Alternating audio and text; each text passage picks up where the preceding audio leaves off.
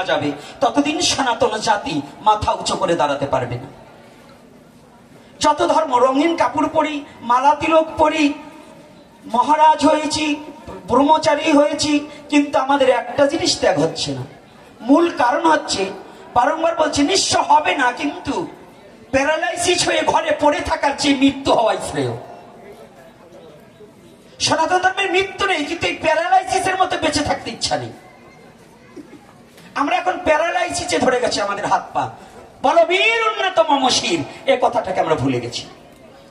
আমরা শুধু শিখেছি আমার মাথা নত করে দাও হে তোমার চরণ ধুলার তলে, সকল অহংকার হে আমার ডুবাও চোখের জলে। এই কথাটা নিয়ে কখনোই নিজের স্বধর্মকে রক্ষা করা যাবে না। নিজের স্বধর্মকে রক্ষা করতে হলে এই প্যারালাইসিসের চিকিৎসা করতে হবে। প্যারালাইসিস কি? সনাতন কোনোদিন নষ্ট হবে না, এটা জানি, ভগবান সম্মুখে বলেছেন, এটাও জানি। সনাতনকে কখনো এমন কোন বাপের বেটার হিম্মত নেই সনাতনকে নিঃস্ব করার মতো যোগ্যতা কারো পৃথিবীতে হয়নি, আর হবে না, আর কোনোদিন হয়েছিল না। তবে এটা সত্য, কিন্তু সনাতনে শক্তি শূন্য হয়ে যাচ্ছে। প্রাণ থাকবে কিন্তু শক্তি শূন্য হয়ে যাচ্ছে। আর এই শক্তি শূন্য হওয়ার পিছনের কারণটা হচ্ছে আমাদের নেতৃত্বের অভাব আর হিংসার প্রবণতা বেশি।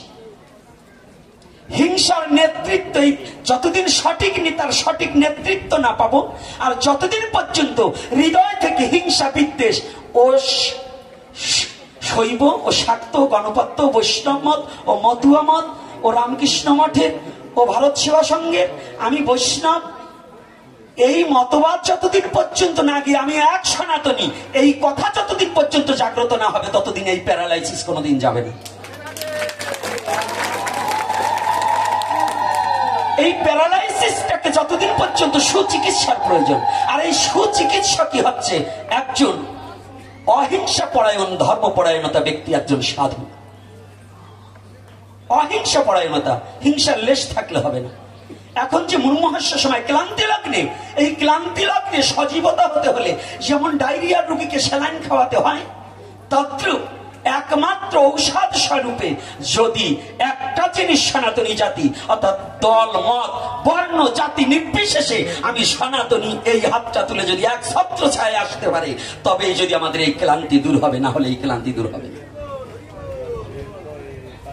তাই আমি জানাতে চাই, বেশি সময় নেব না, কারণ আমার কথা ছিল, আমার অরুণ বাবা বলেছিল 11টা থেকে শুরু হয়ে যাবে। আমি এসেছি 12:30টায়, আমি 12টার পরে এসেছি, তখন এসে দেখি আমরা এসে পৌঁছাতে পারিনি।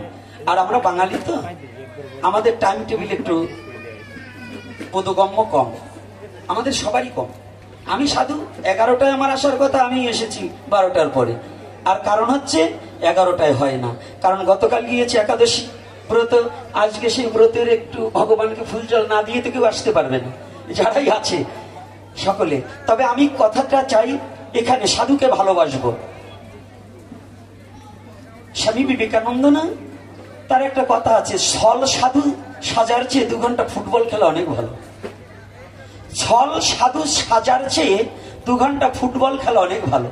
সেই ব্যক্তিকে আমি সাধু মানি, যে সাধু নিজের আত্মাভিমান পরিত্যাগ করিয়া, যে নিজের স্বার্থকে পরিত্যাগ করিয়া পরহিত রতয়িতা, যে পরের জর্তরে নিজের জীবনটাকে বলিদান করতে পারে, নিজের স্বজাতি চিন্তার নিমিত্তে নিজেকে পথের মাঝে বিলিয়ে দিতে পারে। আমি প্রণাম মহম তার চরণে। আমি এই সাধু চাই সমাজে, এই সন্ন্যাসী চাই, এই কর্মবীর চাই। আমি শুধু মুখে কর্মবীর চাই না। চুল রাখলাম, সাধু রাখলাম, মালা তিলক পড়লাম, সে ভোরবেলা প্রাতঃ স্নান করলাম, কিন্তু আমার দ্বারা জগৎ জীবের কোনো কল্যাণ হলো না। শুধু কৃষ্ণ নাম করে করতাল বাজিয়ে কিন্তু জাতিকে রক্ষা করা যাবে না। জাতিকে রক্ষা করতে হলে আমাদের দেবতার দিকেও হাতাতে হবে, আমাদের দেবতাদেরকেও স্মরণ করতে হবে। বাবা বলেছেন যে আমরা বলতে পারবো না যে আমাদের কয়জনের ঘরে বেদ আছে, থাকবে কি করে? আমাদের সবচেয়ে সনাতন ধর্মের এই জাতি হিংসা এই বেদটা উঠিয়ে নিয়েছে। অর্থাৎ কোন নিম্ন জাতি বেদ অধ্যয়ন করতে পারবে না, অমুক শাস্ত্র অধ্যয়ন করতে পারবে না, অমুকটা ছুতে পারবে না। আইজো যার প্রত্যক্ষ মান, নারায়ণ সেবা নাকি কোনো ব্রাহ্মণ ছাড়া দিতে পারবে না, এটা এখনো প্রচার চলছে। এই যে কুলাঙ্গারদের এই কুলাঙ্গারি বুদ্ধিটা যতদিন পর্যন্ত না যাবে, ততদিন পর্যন্ত সনাতনী জাতি জাগতে পারবে না, ততদিন পর্যন্ত জাতির ঘরে মূল ধর্মগ্রন্থ থাকবে না। এ সমস্ত হচ্ছে বাজে বকবকানি, এগুলো বাদ দিতে হবে। ভগবানকে আমি ছুলে যদি ভগবান অপবিত্র হয়, ওরকম ভগবানের সেবা আমি গোপীনাথ করি না। আমি সেই ভগবানের সেবা করি, আমি সেই ভগবানের পূজা করি যে ভগবানকে অনন্ত কোটি ব্রহ্মাণ্ডের মহাপাতকি ছুলেও সে পবিত্র হয়ে যাবে। আমি সেই গৌরহরির পূজারী। আমার গৌরহরি বলেছেন, মহাপাতকিও যদি হয়, যদি হরি নাম করে সে পবিত্র হবে, জানিবে নিশ্চয়। যে হরি নাম করতে পারবে সে পবিত্র হয়ে যাবে। তাহলে ভগবানকে ছুঁতে পারবে না, এটা কিন্তু কোনো শাস্ত্রীয় সিদ্ধান্ত আমি মানি না। যে শাস্ত্রে হিংসা আছে, যে শাস্ত্রে মানুষকে ভেদাভেদ শিখাতে পারে, সেটা কোনো শাস্ত্র হতে পারে না। যে শাস্ত্রে মানুষে মানুষে বর্ণবাদ শিখাতে পারে, সেটা কোনো শাস্ত্র হতে পারে না। যে শাস্ত্রে সাম্যর বাণী আনতে পারে, যে শাস্ত্রে ধর্মে সবাই বাঁচে পারে, সম্প্রদায়টা ধর্ম না রে। সম্প্রদায় কোনো ধর্ম হয় না। ধর্মে বাঁচতে শিখায়, পারতে শিখায়, জ্ঞানের আলো শিখায়, নিজের স্বরূপ তত্ত্ব জানতে শিখায়, তাহাকে ধর্ম বলা হয়। যে ধর্মতে নিজের স্বরূপ তত্ত্ব জানা যায় না, সেটা কোনো ধর্ম হতে পারে না, সেটা কোনো ধর্মগ্রন্থ হতে পারে না। ব্যাসদেবের নাম নিয়ে আমাদের সনাতন ধর্মের মধ্যে ব্যাসকে উপলক্ষ করে এবং আমাদের আর্য মহর্ষিদের উপলক্ষ করে বিভিন্ন উৎপাদ গ্রন্থ ওই টিকা দিয়ে বের করে জাতাজাতির কল শুরু করে দিয়েছে। এই জাতাজাতির কল থেকে বেরিয়ে আসতে হবে। আমরা শুধু সনাতনী, আমরা মনুষ্য জাতি, আমরা সনাতনী। বাবা বলেছে সবাই ভগবান। হ্যাঁ ভগবান, সকল ঘটে বিরাজমান সে, কোনো ঘট নয় খালি, কোনো ঘটে প্রস্ফুটিত, কোনো ঘটে কলি।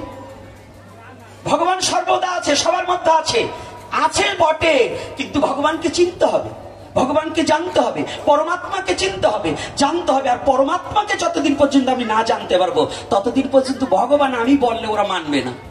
কুকুরের মধ্যে ভগবান আছে, কিন্তু কুকুর রান্নাঘরে গেলে হরে কৃষ্ণ বললে ফিরবে না, ওর লাঠি ভিক্ষা লাগাতে হবে। আর যদি কোনো মানুষ যায়, তাকে হরে কৃষ্ণ বললে অবৈধ পথ থেকে ফিরে আসবে। কিন্তু কুকুর যদি রান্নাঘরে ঢোকে, হরে কৃষ্ণ বললে কি রান্নাঘর থেকে বেরোবে? তাহলে ওখানে কি লাঠি ধরতে হবে। তাই যারা অন্যায়কারী, অন্যায়কারীর বিরুদ্ধে যদি না লড়তে শেখেন, তাহলে আপনার মার খেতেই হবে। কোনোদিন আপনি মাথা উঁচু করে দাঁড়াতে পারবেন না। এজন্য বলবীর উন্নতম মসীন, যুদ্ধক্ষেত্রে গিয়ে কখনো মাথা পেতে দেওয়া যাবে না, তখন বীর হয়ে যুদ্ধ করো। আর যখন তুমি কোনোদিন কোনো সাধুগুরু বৈষ্ণবের চরণ পাবে, সেদিন সাধুগুরু বৈষ্ণবের চরণে লুটিয়ে পড়ো।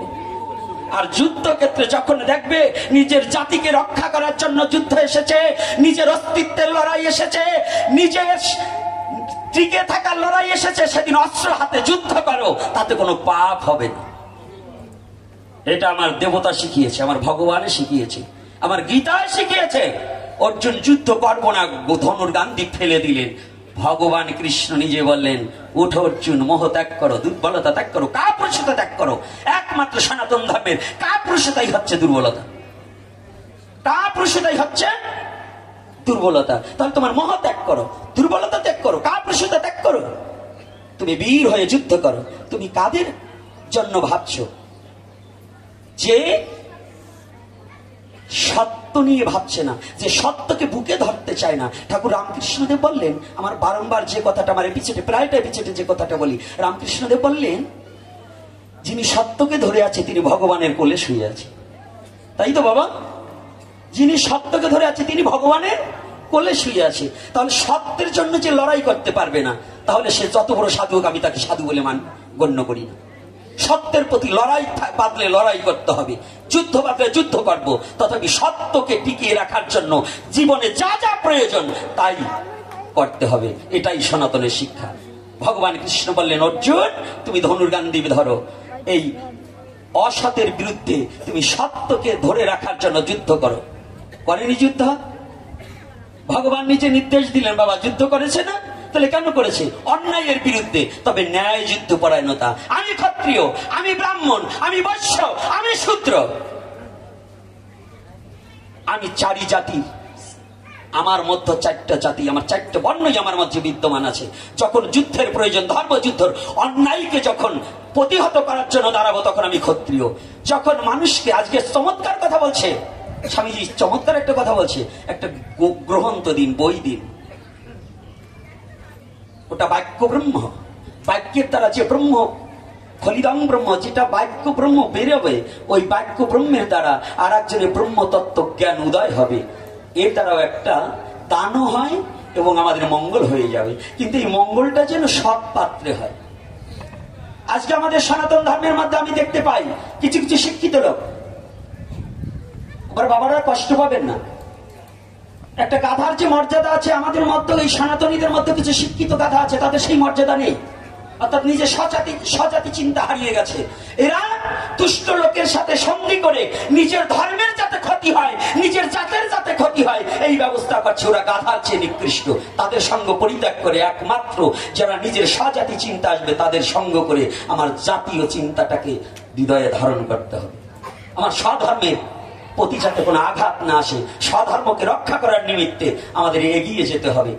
আমি আর দীর্ঘায়ু করব না, কারণ আজকে আরো আমার চেয়ে অতীব জ্ঞানবান কথা, আর আমার কথাটা একটু চাষা চাষা, জানেন আমি মহামূর্খ, এজন্য আমার কথাটা একটু ব্যতিক্রম। এ কথা আবার আপনাদের এই বাবাদের সাথে সাধুদের সাথে মেশবে না, কারণ আমি এবার এই বেশটা সাধু, কিন্তু আমার ভাবটা একটু অসুর অসুর ভাব, মানে সুরই ভালো না। সুর ভালো হলে তার দেবতার মতো, সুর মানে দেবতার, অসুর মানে তো বোঝেনি ভাব। তা আমার কথা হচ্ছে, হে যুব সমাজ, যারা ফেসবুক ইউটিউব চালাবে, নিজের স্বধর্ম ব্যতিরিক্ত অন্য কোন ধর্মের চিন্তা চেতনা বাদ দিয়ে চলতে হবে। অন্য কোন ধর্ম নিয়ে ভাবার সময় নেই। তুমি এমন একটা ধর্মে জন্মগ্রহণ করেছ যে সনাতনে পৃথিবীর কোনো কিছুর কমতি নেই। যে সনাতনে জন্মগ্রহণ করেছ পৃথিবীর আদি ধর্ম, যে সনাতনে তুমি জন্মগ্রহণ করেছ, এই সনাতনকে যদি বুকে ধারণ করতে পারো, এই পৃথিবীর যেখানে যাবে তোমার অস্তিত্ব থাকবে, তোমার অস্তিত্ব নিঃস্ব হবে না। এজন্য তোমার ধর্ম নিয়ে তুমি গবেষণা করো, অন্য কোন ধর্ম নিয়ে তোমার চর্চা করা উচিত নয়। এজন্য আমি অনুরোধ করব আমার যুব সমাজ এবং আজকে যারা মায়েরা এবং বাবারা এসেছেন, আপনার সন্তানকে স্বধর্মের দিকে মনোনিবেশ করাবেন, নিজের স্বধর্মের গ্রন্থ অধ্যয়ন করাবেন, নিজের স্বধর্মমূলক চেতনামূলক কথা বলবেন, যেন আমার স্বধর্মের ছেলেকে মেয়েকে যেন অন্য ধর্মের দুষ্ট প্রকৃতির কিছু লোকেরা মস্তিষ্ক বিস্মৃতি ঘটিয়ে যেন ধর্মান্তরিত না করতে পারে। এ ব্যাপারে সবাই সচেতন থাকবেন, কারণ আমাদের সনাতন ধর্মের উপরে অনেকের ইচ্ছা যুব সমাজকে সনাতন ধর্মের বিভিন্ন নিন্দামন্দ বলে মস্তিষ্ক নষ্ট করে দিয়ে, বিকৃত করে দিয়ে তারা ধর্মান্তরিত করার চেষ্টা করছে।